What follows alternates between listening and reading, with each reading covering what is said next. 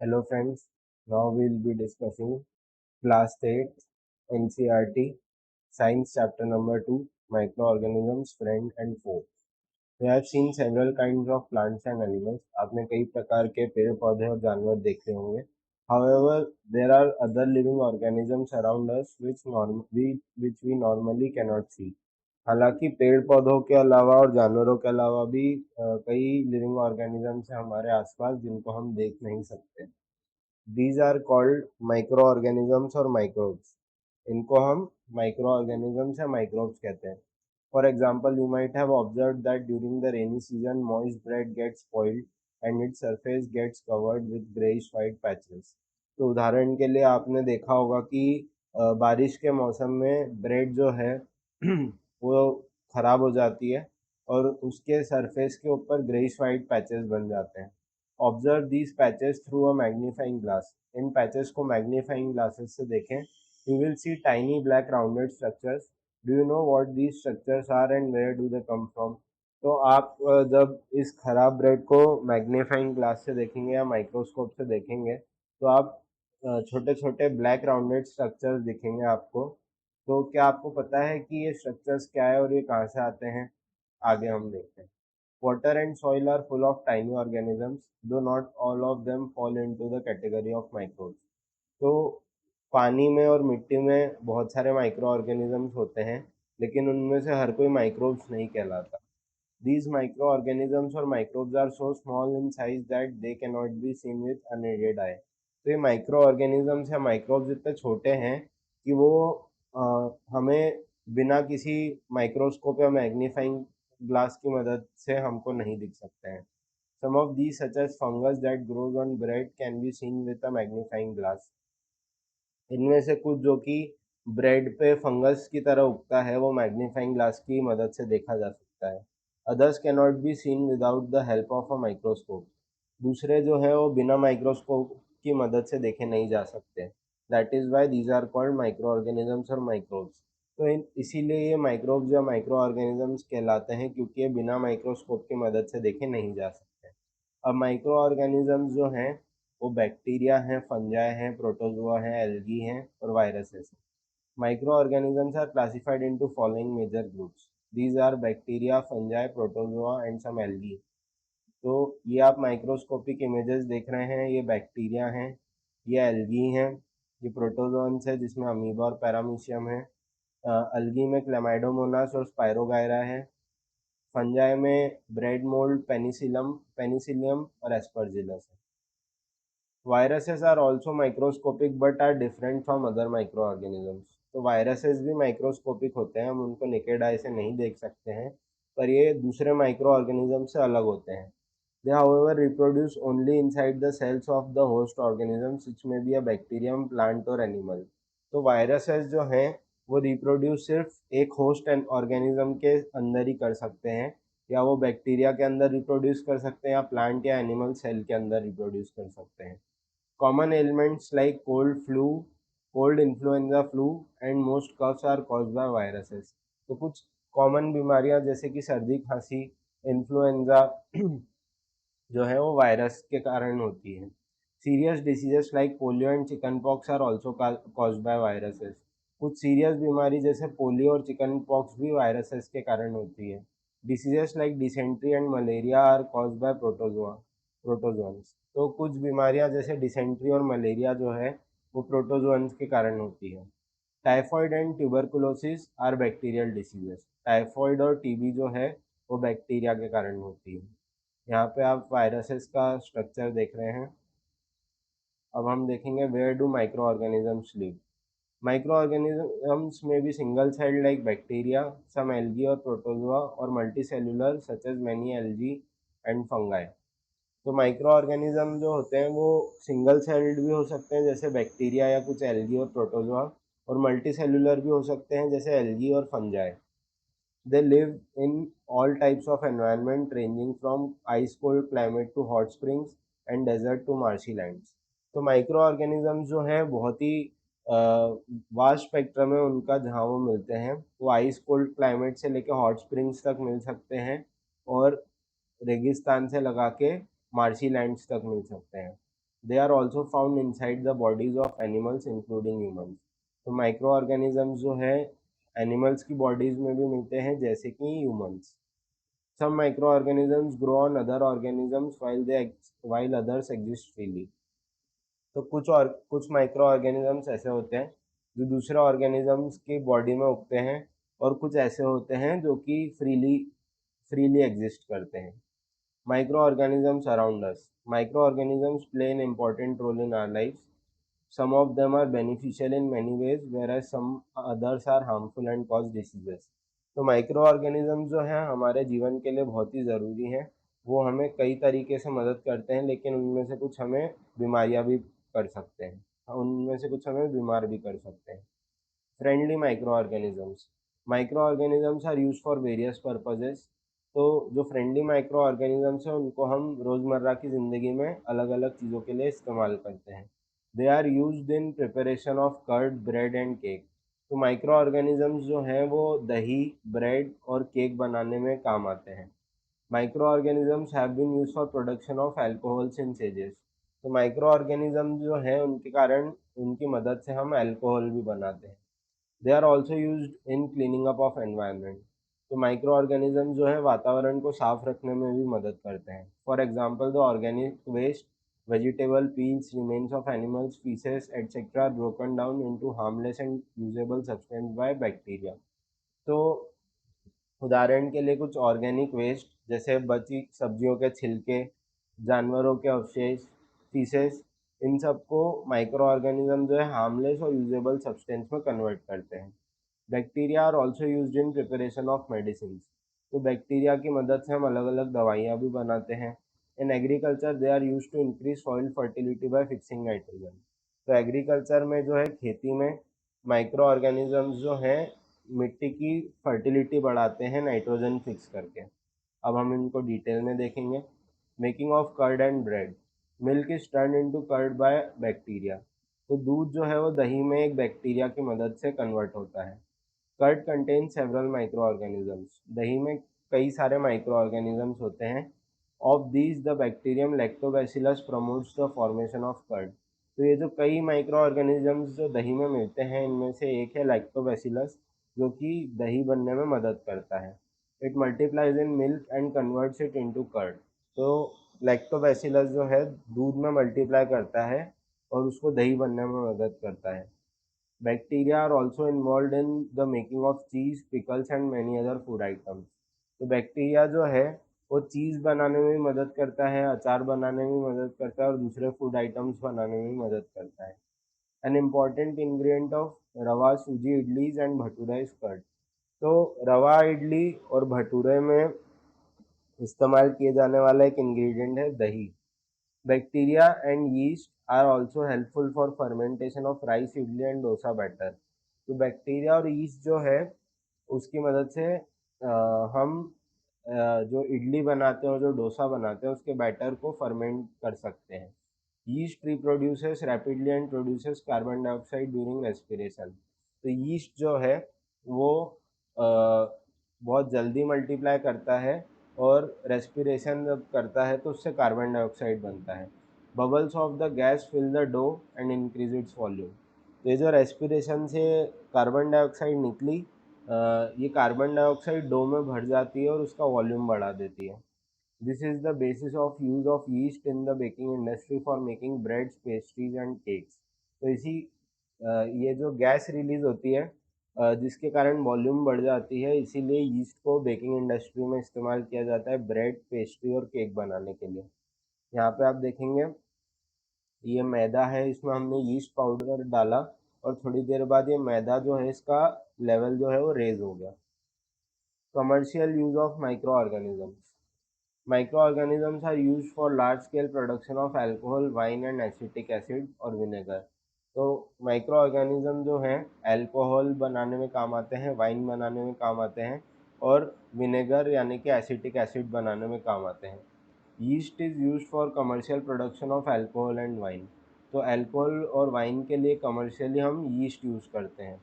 For this purpose, yeast is grown on natural sugars present in grains like barley, wheat, rice, crushed fruit juices, etc.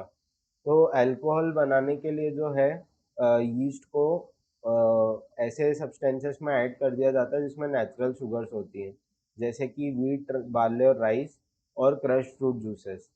Process of conversion of sugar into alcohol is known as fermentation. तो ऐसी process जिसके द्वारा sugar जो है alcohol में convert हो जाती है माइक्रो ऑर्गेनिजम्स के द्वारा, इसको फर्मेंटेशन कहते हैं।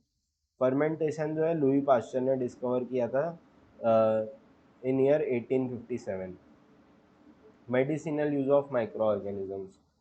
Whenever you fall ill, the doctor may give you some antibiotic tablets, capsules और injections such as of penicillin। तो जब कभी भी आप बीमार पड़ते हो और आपको इन्फेक्शन होता होगा तो डॉक्टर आपको एंटीबायोटिक टैबलेट्स, कैप्सूल्स देते हैं या इंजेक्शन देते हैं, जैसे कि penicillin. The source of these medicine is micro organisms. तो पेनिसिलिन जैसी दवाइयाँ जो है माइक्रो ऑर्गेनिजम्स से आती हैं। These medicines kill or stop the growth of disease causing microorganisms। तो एंटीबायोटिक्स जो हैं वो या तो माइक्रो ऑर्गेनिजम्स को मार देती हैं या डिसीज कॉजिंग माइक्रो ऑर्गेनिजम्स की ग्रोथ को रोक देती हैं। सच मेडिसिन आर कॉल्ड एंटीबायोटिक्स। तो इस प्रकार की दवाइयों को हम एंटीबायोटिक्स बोलते हैं। These days a number of antibiotics are being produced from bacteria and fungi. तो आजकल काफ़ी सारे एंटीबायोटिक्स जो हैं वो बैक्टीरिया और फंजाई से बनती हैं। Streptomycin, tetracycline and erythromycin are some of the commonly known antibiotics which are made from fungi and bacteria. तो स्ट्रेप्टोमाइसिन, टेट्रासाइक्लिन और एरिथ्रोमाइसिन कुछ कॉमन ऐसी एंटीबायोटिक्स हैं जो फंजाई और बैक्टीरिया से बनती हैं। तो अब हम देखते हैं एंटीबायोटिक्स की डिस्कवरी कैसे हुई थी। In year 1929 Alexander Fleming was working on a culture of disease causing bacteria. सन 1929 में अलेक्जेंडर फ्लेमिंग जो हैं वो एक डिसीज कॉजिंग बैक्टीरिया पे काम कर रहे थे। Suddenly he found the spores of little green mold in one of his culture plates. तो उन्हें अचानक से ग्रीन मोल्ड के कल्चर ग्रीन मोल्ड के स्पोर्स दिखे कल्चर प्लेट में।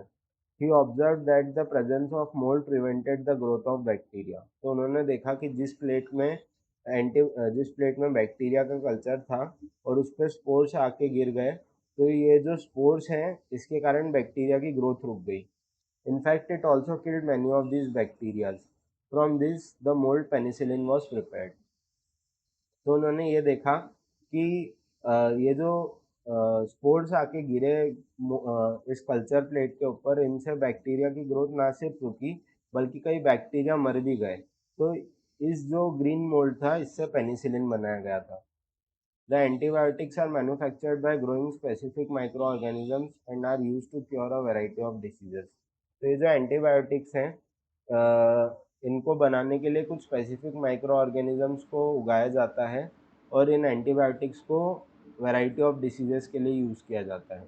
Antibiotics are even mixed with the feed of life stock and poultry to check microbial infection in animals. तो antibiotics को जो है लाइव स्टॉक और पोल्ट्री के खाने में भी मिलाया जाता है ताकि इनमें इन्फेक्शन ना हो। They are also use to control many plant disease. तो एंटीबायोटिक्स जो है इनको प्लांट डिसीज कंट्रोल करने में भी इस्तेमाल में लाया जाता है। It is important to remember that antibiotics should be taken only on advice of a qualified doctor. ये ज़रूरी है कि आप जब भी एंटीबायोटिक लें किसी क्वालिफाइड डॉक्टर से पूछ कर लें। Also you must complete the course prescribed by the doctor. और ये भी ज़रूरी है कि जितना कोर्स आपको डॉक्टर ने लिखा है वो आप पूरा करें, उसको बीच में ना छोड़ें। If you take antibiotics when not needed or in wrong doses, it may make the drug less effective when you might need it in future. तो यदि आप जो है डोज पूरा नहीं करते हैं और या फिर आप एंटीबायोटिक को तब लेते हैं जब आपको ज़रूरत नहीं है, तो इससे ये हो सकता है कि एंटीबायोटिक कम इफ़ेक्टिव होगी जब आपको असली में इसकी ज़रूरत पड़ेगी। Also, antibiotics taken unnecessarily may kill the beneficial bacteria in the body. Antibiotics, however, are not effective against cold and flu as these are caused by viruses. तो यदि आप बिना वजह एंटीबायोटिक्स खाते हैं तो ये कुछ अच्छे बैक्टीरिया को मार देती है हमारे शरीर में, जिससे आपको दिक्कत हो सकती है। और एंटीबायोटिक्स जो हैं सर्दी खांसी में ज़्यादा इफ़ेक्टिव नहीं होती क्योंकि ये अक्सर वायरसेस करते हैं। अब हम देखेंगे vaccines. When a disease carrying microbe enters our body, the body produces antibiotics to fight the invader. तो जब भी कोई डिसीज़ कैरिंग माइक्रोब हमारे शरीर में घुसता है तो हमारा शरीर एंटीबॉडीज़ बनाता है जो भी माइक्रोब घुसा है उसके खिलाफ। The body also remembers how to fight the microbe if it enters again. तो यदि कोई माइक्रोब एक बार घुस गया है और वो बीमारी ठीक हो गई है, अब कुछ दिन बाद वो दोबारा भी यदि घुस जाता है हमारे शरीर में, तो हमारी बॉडी याद रखती है कि इस माइक्रोब को कैसे दूर करना है। If dead or weakened microbes are introduced into a healthy body, the body fights and kills the invading bacteria by producing suitable antibodies. तो यदि डेड या कमज़ोर माइक्रोब्स भी यदि हमारे हेल्दी बॉडी में एंटर होते हैं तो हमारी बॉडी जो है इनसे लड़ लेती है और बैक्टीरिया को मार देती है एंटीबॉडीज़ बना के। The antibodies remain in the body and we are protected from the disease causing microbes forever. तो हमारे शरीर में जो एंटीबॉडीज़ है वो जीवित रहती हैं और जो पहले इन्फेक्शन हो चुका है उससे हमको दोबारा इम्यूनिटी दे देती है, उससे हमको बचा लेती है ज़िंदगी भर के लिए। This is how a vaccine works. ये इसी तरह जो है वैक्सीन काम करता है। Several diseases including cholera, tuberculosis, small pox and hepatitis can be prevented by vaccination. तो वैक्सीनेशन की मदद से हम कोलेरा, ट्यूबरकुलोसिस, स्मॉल पॉक्स और हेपेटाइटिस जैसी बीमारियों से बच सकते हैं। Edward Jenner discovered the vaccine for small pox in 1798। तो एडवर्ड जेनर ने जो है स्मॉल पॉक्स की वैक्सीन बनाई थी सन 1798 में। In your childhood, you must have been given injections to protect yourself against several diseases. तो आपने अपने बचपन में आपको कई इंजेक्शन लगे होंगे ताकि आप अलग अलग बीमारियों से बच पाएँ। It is essential to protect all children against these diseases. ये ज़रूरी है कि सभी बच्चों को इन सब बीमारियों से बचत मिले। Necessary vaccines are available in the nearby hospitals. तो जो ज़रूरी वैक्सीन है वो आपको कोई भी आस पड़ोस के अस्पताल में मिल जाएंगे।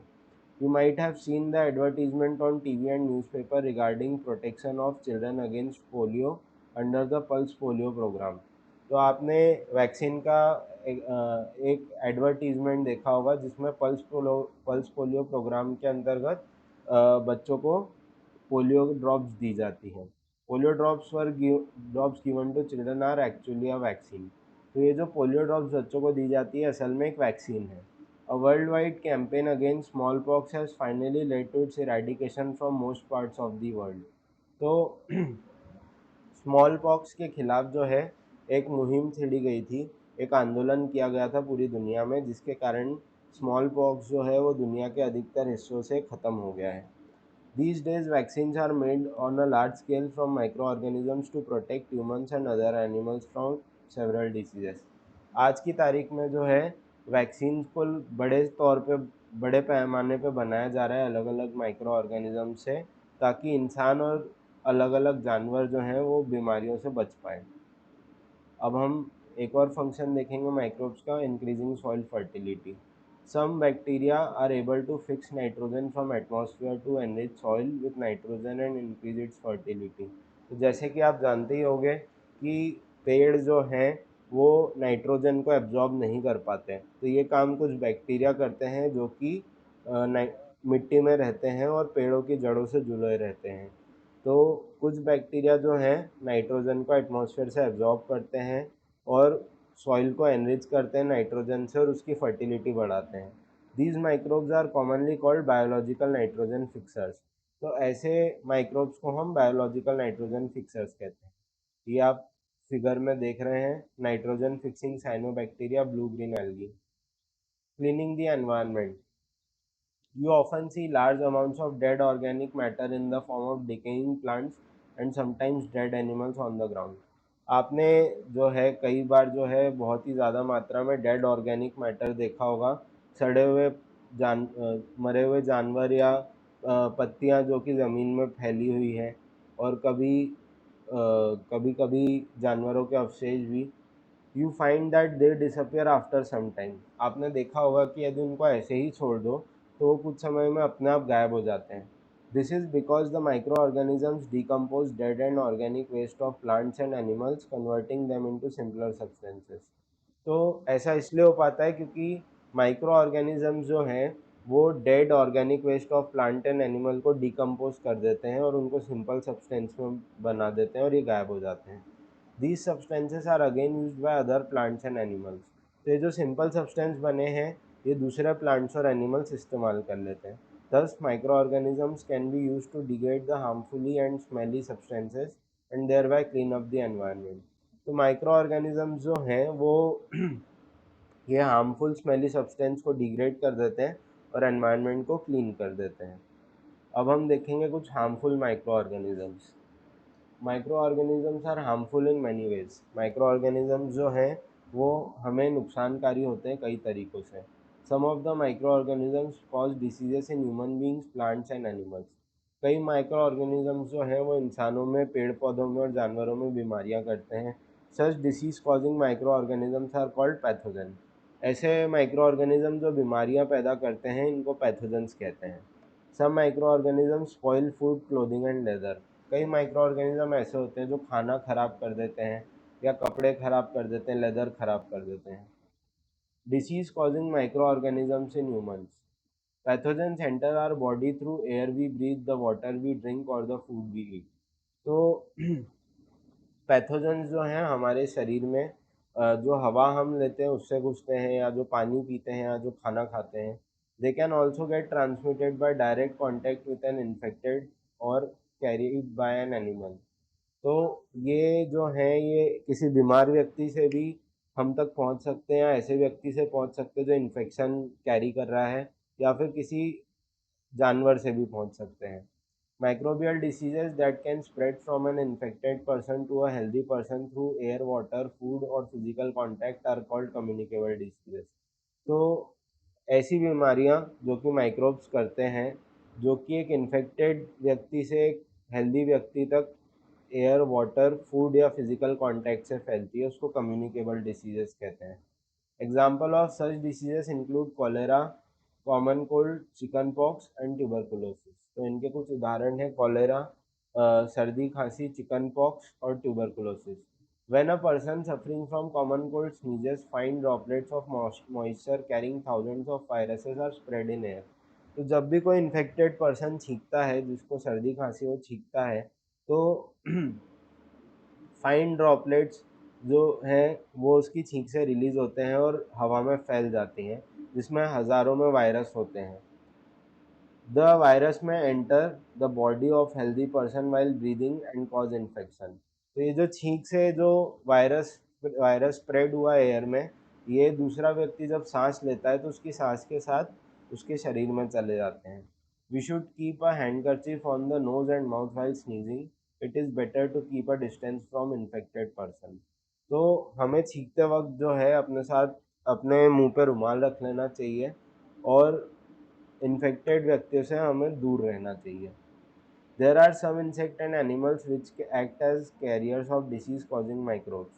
तो इसके अलावा ऐसे कई इंसेक्ट्स हैं और जानवर हैं जो कि अलग अलग डिसीज कॉजिंग माइक्रोब्स के कैरियर होते हैं। Housefly is one such carrier. तो हाउस फ्लाई एक कैरियर है। The fly sit on the garbage and animal excreta. तो ये जो मक्खियाँ हैं ये कचरे पर बैठती हैं और जानवरों के एक्सक्रीटा पर बैठती हैं। Pathogen stick to their bodies. तो पैथोजन जो है वो हाउस फ्लाई की मक्खियों के शरीर से चिपक जाते हैं। When these flies sit on uncovered food, they may transfer the pathogens. तो जब ये मक्खियाँ जो हैं अनकवर्ड फूड के ऊपर बैठती हैं, ऐसे खाने पे बैठती हैं जो ढका नहीं होता है, तो वो ये पैथोजेंस उस खाने में चले जाते हैं। Whoever eats the contaminated food is likely to get sick. तो जो भी व्यक्ति ऐसा खराब खाना खाता है वो बीमार हो सकता है। So it is advisable to always keep food covered. तो इसलिए कहा जाता है कि खाने को हमेशा ढक के रखना चाहिए। Avoid consuming uncovered items of food. तो ऐसा खाना नहीं खाना चाहिए जो ढका गया नहीं हो। Another example of a carrier is female anopheles mosquito which carries the parasite of malaria, plasmodium. एक और उदाहरण जो है कैरियर का वो है फीमेल एनोफिलिस मॉस्किटो, जो कि मलेरिया का कैरियर है। Female aedes mosquito acts as a carrier of dengue virus. तो फीमेल एडिस मॉस्किटो जो है वो डेंगू को कैरी करता है। How can we control the spread of malaria और डेंगू? तो हम मलेरिया और डेंगू को फैलने से कैसे रोक सकते हैं? All mosquitoes breed in water. सभी मच्छर जो हैं वो पानी में ब्रीड करते हैं। Hence one should not let water collect anywhere in coolers, tyres और फ्लावर पॉट्स एटसेट्रा। इसीलिए किसी को पानी को कहीं इकट्ठे नहीं होने देना चाहिए, जैसे कि कूलर में, टायरों में, गमलों में आदि। By keeping the surroundings clean and dry we can prevent mosquitoes from breeding. तो हम यदि अपने आसपास सफाई रखें तो हम मॉस्किटोज को वहाँ पैदा होने से रोक सकते हैं। अब ये कुछ कॉमन डिसीजेस हैं, some common human diseases caused by micro organisms. तो tuberculosis is caused by bacteria, it spreads through air. Measles is caused by virus, it spreads through air. Chickenpox is caused by virus, it spreads through air or contact. Polio is caused by virus, it spreads through air and water. तो इसको prevent कैसे कर सकते हैं इन चारों बीमारियों को? Keep the patient in complete isolation, keep the personal belongings of patient away from those of the others, vaccination to be given at suitable age. तो यदि इन चारों बीमारियों से कोई ग्रसित है तो उसको अलग रखा जाए, इनकी चीज़ों को भी अलग रखा जाए दूसरों से, और इनको सही टाइम पे वैक्सीनेशन दिया जाए। Cholera is caused by bacteria spreads through water and food. Typhoid is caused by bacteria spreads through water. अब टाइफॉइड और कोलेरा को प्रिवेंट कैसे कर सकते हैं? Maintain personal hygiene and good sanitary habits. Personal hygiene रखें और अच्छी सैनिटरी हैबिट्स रखें। Consume properly cook food and boiled drinking water. Vaccination, ढंग से पका हुआ खाना खाएं और उबला हुआ पानी पिएं और वैक्सीन लगवाएं। Hepatitis A is spread by virus and is caused by virus and mode of transmission is water. तो हेपेटाइटिस ए को प्रिवेंट करने के लिए drink boiled drinking water and vaccination. Malaria is caused bye protozoa and spread by mosquito. Use mosquito net and repellents. Spray insecticides and control breeding of mosquitoes by not allowing water to collect in the surroundings. तो malaria को रोकने के लिए मच्छरदानी का इस्तेमाल करें और मॉस्किटो रिपेलेंट्स यूज़ करें, अलग अलग इंसेक्टिसाइड्स इस्तेमाल करें और मॉस्किटोज़ की ब्रीडिंग रोकें और पानी को इकट्ठा ना होने दें। Disease causing microorganisms in animals. Several microorganisms not only cause disease in humans and plants but also in other animals. तो कई माइक्रो ऑर्गेनिजम्स जो हैं वो ना सिर्फ इंसानों में और जानवरों में भी बीमारियां करते हैं, बल्कि वो दूसरे जानवरों में भी करते हैं। For example, anthrax is a dangerous human and cattle disease caused by a bacterium. तो एंथ्रेक्स जो है एक डेंजरस बीमारी है जो कि इंसानों में और पशुओं में होती है, जो कि एक बैक्टीरिया कराता है। Foot and mouth disease of cattle is caused by virus. तो फुट एंड माउथ डिसीज जो है वो एक वायरस कराता है। Disease causing micro organisms in plants. तो पेड़ों में बीमारी पैदा करने वाले कुछ micro organisms. Several micro organisms cause disease in plants like wheat, rice, potato, sugar cane, orange, apple, others. तो कई माइक्रो ऑर्गेनिजम्स हैं जो गेहूं में, चावल में, आलू में, शुगर केन में, संतरे में, एप्पल में, इन सब में बीमारियां पैदा करते हैं। The diseases reduce the yield of crops. तो इन बीमारियों के कारण जो है उपज कम हो जाती है। They can be controlled by use of certain chemicals which kill the microbes. तो इन इन बीमारियों को रोकने के लिए हम कुछ केमिकल का इस्तेमाल कर सकते हैं जो कि इन माइक्रोब्स को मार सकते हैं। तो some common plant diseases caused by microorganisms. Citrus canker, it is caused by bacteria and mode of transmission is air. Rust of wheat is caused by fungi. It spreads through air and seeds. Yellow vein mosaic of bhindi, okra is caused by a virus. It spreads by insect. आगे हम देखेंगे food poisoning. Food poisoning could be due to consumption of food spoiled by some micro organisms. Food poisoning जो है ऐसा होता है कि जैसे आप कभी बाहर से खाना खा के आए, किसी पार्टी से खाना खा के आए और आपको बहुत ज़ोर से घर आके उल्टी हो गई, तो ये एक फूड पॉइजनिंग का केस है। तो फूड पॉइजनिंग को इसलिए हो सकता है क्योंकि आपने जो है ऐसा खाना खा लिया जो माइक्रो ऑर्गेनिजम्स ने ख़राब कर दिया है। Microorganisms that grow on our food sometimes produce toxic substances. तो माइक्रो ऑर्गेनिज्म जो कि हमारे खाने पर उगते हैं कभी कभी टॉक्सिक सब्सटेंसेस प्रोड्यूस करते हैं। These make the food poisonous causing serious illness and even death. तो ये जो टॉक्सिक सब्सटेंस बने, ये हमारे खाने को पॉइजनस बना सकते हैं और सीरियस इलनेस दे सकते हैं और इससे आदमी मर भी सकता है। So it is very important that we preserve food to prevent it from being spoiled. तो ये बहुत ज़रूरी है कि हम खाने को प्रिजर्व करें और उसे ख़राब होने से बचाएं। Food preservation, we know that bread left unused under moist condition is attacked by fungus. आपको पता होगा कि ब्रेड जो है वो यदि अनयूज्ड मॉइस्ट कंडीशन में रखी जाए तो फंगस उसको ख़राब कर देता है। Micro organism spoil our food, तो माइक्रो ऑर्गेनिजम्स हमारा खाना ख़राब कर देते हैं। Spoiled food emits bad smell and has a bad taste and change colour. तो जो ख़राब खाना है उसकी स्मेल भी ख़राब होती है, उसका टेस्ट भी ख़राब होता है और उसका कलर बदल जाता है।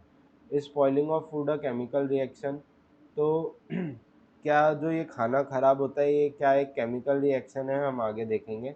Late us study common methods of preserving food in our homes. Chemical methods, salts and edible oils are the common chemicals generally used to check the growth of microorganisms। तो नमक और कुछ तेल जो हैं वो ऐसे कॉमन केमिकल हैं जो कि माइक्रो ऑर्गेनिजम्स की ग्रोथ को रोकते हैं। Therefore they are called preservatives, इसीलिए उनको प्रिजर्वेटिव भी कहा जाता है। वी ऐड सॉल्ट और acid preservatives to pickles to prevent the attack of microbes. हम घर में खाने में और अचार में जो है नमक और एसिड प्रिजर्वेटिव डालते हैं ताकि उस पर माइक्रोब्स हमला ना कर पाए। Sodium benzoate and sodium metabisulphite are common preservatives. तो सोडियम बेंजोएट और सोडियम मेटाबाइसल्फाइड दो कॉमन प्रिजर्वेटिव हैं। These are also used in jams and squashes to check their spoilage. तो ये जो है सोडियम बेंजोएट और सोडियम मेटाबाइसल्फाइड ये जैम्स और स्क्वॉश में भी डलती है ताकि वो ख़राब ना हो। Preservation by common salt, common salt has been used to preserve meat and fish for ages.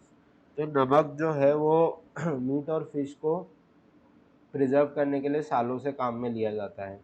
Meet and fish are covered with dry salt to check the growth of bacteria.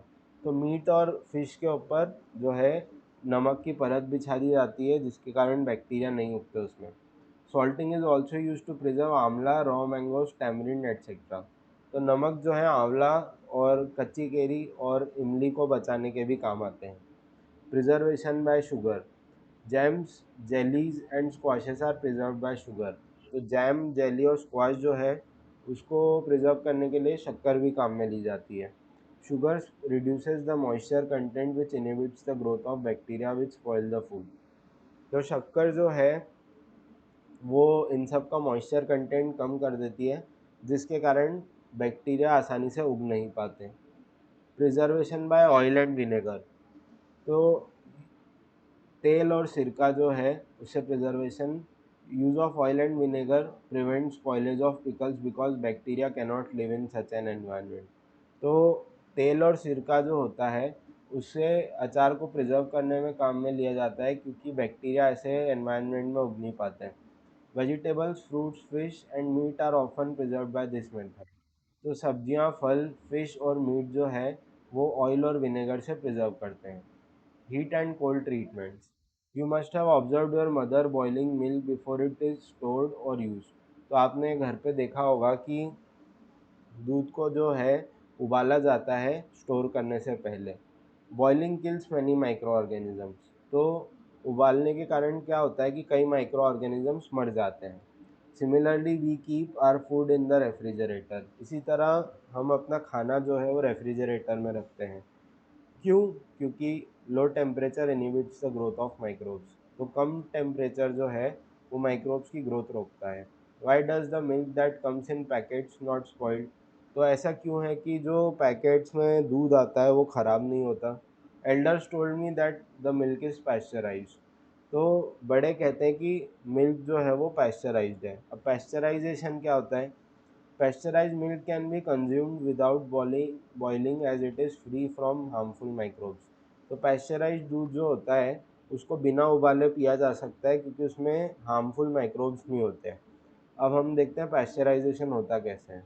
Milk is heated to about 70 degrees centigrade for 15 to 30 seconds and then suddenly chilled and stored.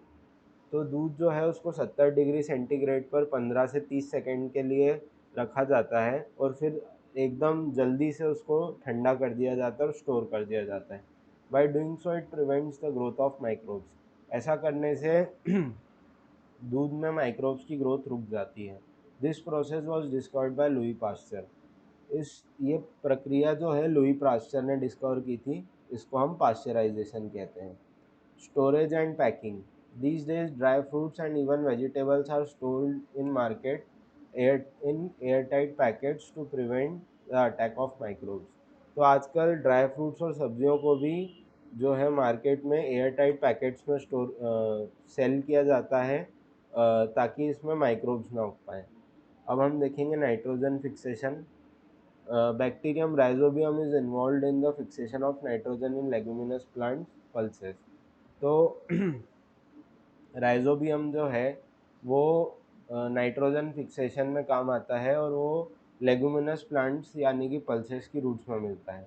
Rhizobium lives in the root nodules of leguminous plants such as beans and peas with which it has a symbiotic relationship. तो rhizobium जो है वो leguminous plant की roots में मिलता है जैसे कि बीन्स और पीस और पल्सेस जिसकी रूट्स के साथ इसकी सिम्बायोटिक रिलेशनशिप है. Sometimes nitrogen gets fix through the action of lightning. कभी कभी नाइट्रोजन जो है वो लाइटनिंग के कारण भी फिक्स हो जाता है. But you know that the amount of nitrogen in atmosphere remains constant. पर देखने की बात है कि एटमॉस्फेयर में जो नाइट्रोजन का अमाउंट है वो कांस्टेंट रहता है. ऐसा क्यों, हम आगे देखेंगे. Nitrogen cycle. आर एटमॉस्फेयर है 78% नाइट्रोजन गैस. हमारे एटमॉस्फेयर में 78% जो नाइट्रोजन गैस है. Nitrogen is one of the essential constituents of all living organisms as part of proteins, chlorophyll, nucleic acids and vitamins. तो नाइट्रोजन जो है वो सभी लिविंग ऑर्गेनिजम्स का एक एसेंशियल कंपोनेंट है. अलग अलग जो कंपाउंड्स है जैसे प्रोटीन्स, क्लोरोफिल, न्यूक्लिक एसिड्स और वाइटामिन, इन सब में नाइट्रोजन होता है. Atmospheric nitrogen can not be taken directly by plants and animals. तो एटमॉस्फेरिक नाइट्रोजन जो है प्लांट्स और एनिमल्स डायरेक्टली नहीं ले पाते. Certain bacteria and blue green algae present in the soil fix nitrogen from the atmosphere and convert it into compounds of nitrogen. कुछ bacteria और blue green algae जो है वो नाइट्रोजन को फिक्स कर देते हैं एटमॉस्फेयर से और ऐसे कंपाउंड्स में कन्वर्ट करते हैं जो कि प्लांट्स यूज़ कर सकें. Once nitrogen is converted into these usable compounds it can be utilised by plants from the soil through their root system. एक बार नाइट्रोजन जो है ऐसे कंपाउंड्स में कन्वर्ट हो जाती है जो कि प्लांट्स यूज़ करते हैं, उसके बाद प्लांट्स जो है इन कंपाउंड्स को एब्जॉर्ब कर लेते हैं. Nitrogen is then use for the synthesis of plant proteins and other compounds. तो ये जो नाइट्रोजन है प्लांट्स इसको अपने प्रोटीन्स बनाने के लिए और दूसरे कंपाउंड बनाने के लिए इस्तेमाल करते हैं. Animals feeding on plants get these proteins and other nitrogen compounds. तो जानवर जो होते हैं पेड़ों को खाते हैं और पेड़ों को खा के उनको नाइट्रोजिनस कंपाउंड्स मिल जाते हैं. When plants and animals die, bacteria and fungi present in the soil convert the nitrogenous waste into nitrogenous compounds to be used by plants again. तो जब पेड़ पौधे और जानवर मरते हैं तो जो बैक्टीरिया और फंजाई मिट्टी में होते हैं वो नाइट्रोजिनस वेस्ट को वापस नाइट्रोजिनस कंपाउंड्स में कन्वर्ट कर देते हैं जो कि पेड़ इस्तेमाल कर सकते हैं. Certain other bacteria convert some part of them to nitrogen gas which goes back into atmosphere. कुछ अलग बैक्टीरिया जो हैं वो नाइट्रोजन गैस को, जो नाइट्रोजिनस कंपाउंड्स को वापस नाइट्रोजन गैस में कन्वर्ट कर देते हैं जो एटमॉस्फेयर में चली जाती है. As a result the percentage of nitrogen in the air and the atmosphere remains more or less the constant. तो जो बैक्टीरिया डेड और डिकेइंग मैटर में से नाइट्रोजिनस कंपाउंड से नाइट्रोजन फॉर्म करते हैं, इसी के कारण क्या होता है कि नाइट्रोजन का परसेंटेज एटमॉस्फेयर में लगभग कांस्टेंट रहता है. अभी हम नाइट्रोजन साइकिल देख रहे हैं. एटमॉस्फेरिक नाइट्रोजन जो है वो नाइट्रोजन फिक्सिंग बैक्टीरिया उसको नाइट्रोजिनस कंपाउंड में कन्वर्ट करते हैं और ये सॉइल में चले जाती है. दूसरी तरफ एटमॉस्फेरिक नाइट्रोजन जो है लाइटनिंग के कारण कंपाउंड्स ऑफ नाइट्रोजन में चली जाती है। तो ये जो कंपाउंड्स ऑफ नाइट्रोजन है सॉइल में, ये पेड़ अपटेक कर लेते हैं इन पेड़, और ये प्लांट्स में चली जाती है। अब प्लांट्स को एनिमल्स खाते हैं और nitrogenous waste from excretion and death. तो जो एनिमल्स हैं ये नाइट्रोजनस वेस्ट जो है उसको एक्सक्रीट करते हैं, और एनिमल्स के मरने के बाद जो है ये नाइट्रोजनस कंपाउंड वापस सॉइल में चले जाते हैं। अभी जो compounds of nitrogen in soil हैं, bacteria turn compounds of nitrogen into gaseous nitrogen, जिसके कारण ये एटमॉस्फेरिक नाइट्रोजन में कन्वर्ट हो जाती है। इस तरह से ये साइकिल चलती रहती है। Thanks a lot for watching.